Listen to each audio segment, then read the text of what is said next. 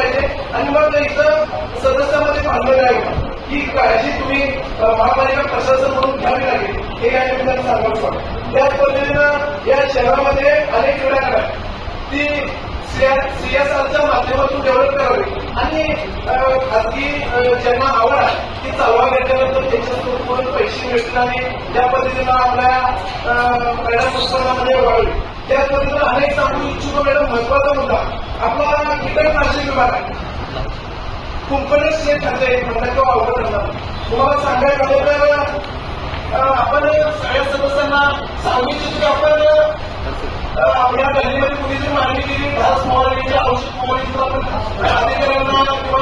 एसआयला बरोबर कीटकनाशके घरून फवारणीचं औषध मारू ज्यांना माहिती असेल किंवा नसेल पण सगळ्यात महत्वाचा मॅडम मुद्दा आहे आपण औषध घरून फवारणीचं जे मशीन आलं की आता उदाहरणार्थ देसाई साहेबांनी मागितलं तर देसाई साहेबांना ती घरापर्यंत सेवक केलं जातं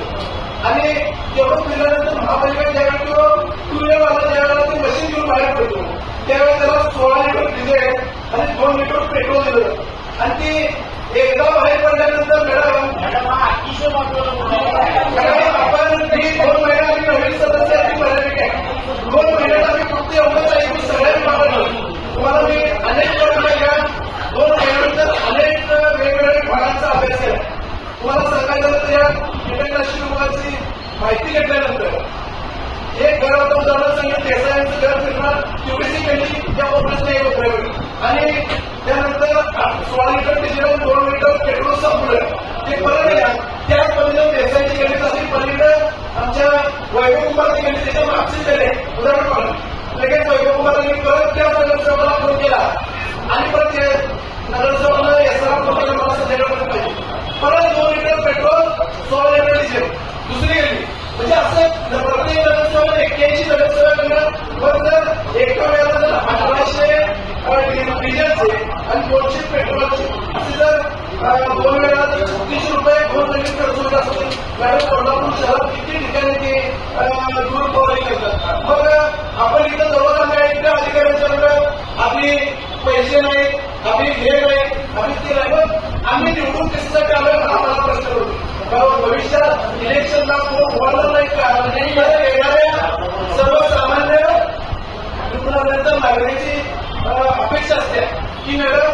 या नगरसेवकांमध्ये मागच्या नगरसेवकांची चालू घेणाऱ्या नगरसेवकांचं काम पण इथं काय समजलं जातं की बाबा जी तिजोरी रिकामी आहे त्यामुळं बरोबर तसं मी पहिल्यांदा म्हणतो तसं